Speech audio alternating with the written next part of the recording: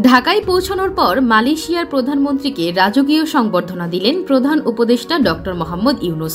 ৪ October শুক্রবার দুপুর ২টার দিকে হজরত শাহজালাল আন্তর্জাতিক বিমানবন্দরে অবতরণ করেন মালয়েশিয়ার প্রধানমন্ত্রী আনোয়ার ইব্রাহিম। বিমানবন্দরে তাকে গার্ড অফ অনার দেওয়া হয়।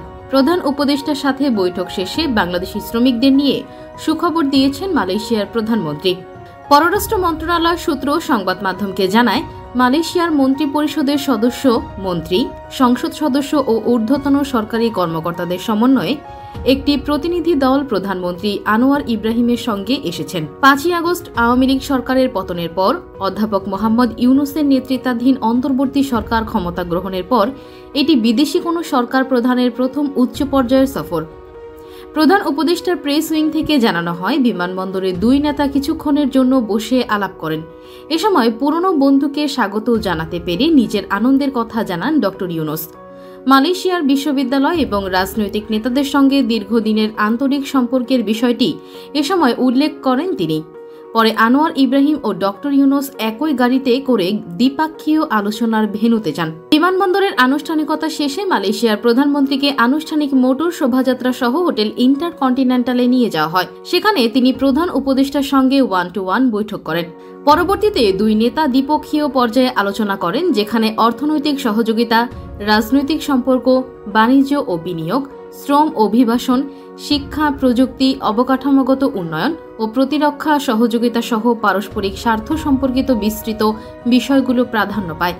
বিকেলে হোটেল ইন্টারকন্টিনেন্টালে অন্তর্বর্তী সরকারের প্রধান উপদেষ্টা ড মোহাম্মদ ইউনুসের সঙ্গে বৈঠক শেষে সংবাদ সম্মেলনে মালয়েশিয়ার প্রধানমন্ত্রী আনোয়ার ইব্রাহিম বলেন, টিকিট জটিলতার কারণে মালয়েশিয়ায় যেতে না পারা 18,000 শ্রমিককে সব সহায়তা দেওয়া হবে।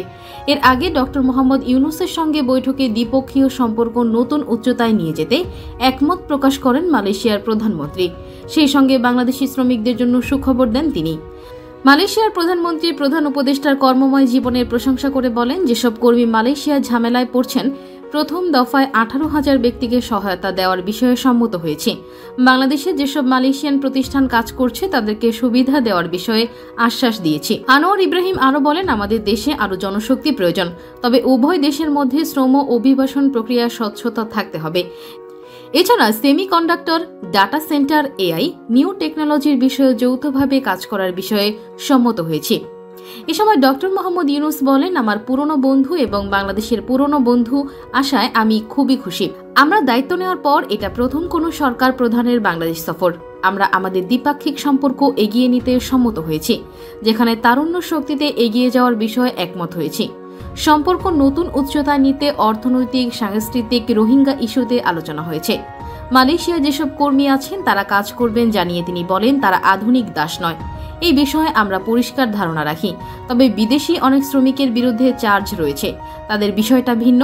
এই দুটো বিষয়কে এক না করার আহ্বান জানান তিনি।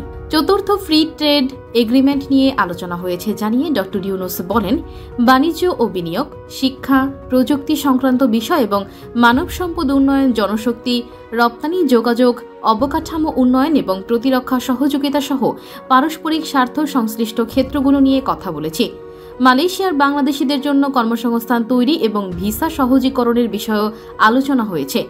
আসিয়ান জোটে রোহিঙ্গা প্রত্যাবাসন বিষয়ে মালয়েশিয়ার সক্রিয় সহযোগিতার আহ্বান জানিয়েছেন প্রধান উপদেষ্টা।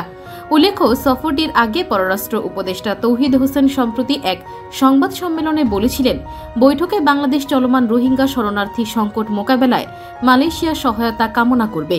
পাশাপাশি আসিয়ান কাঠামোর মধ্যে একটি সেক্টরাল ডায়ালগ পার্টনার হওয়ার আকাঙ্ক্ষাকে এগিয়ে নিয়ে যাওয়ার চেষ্টা করা হবে।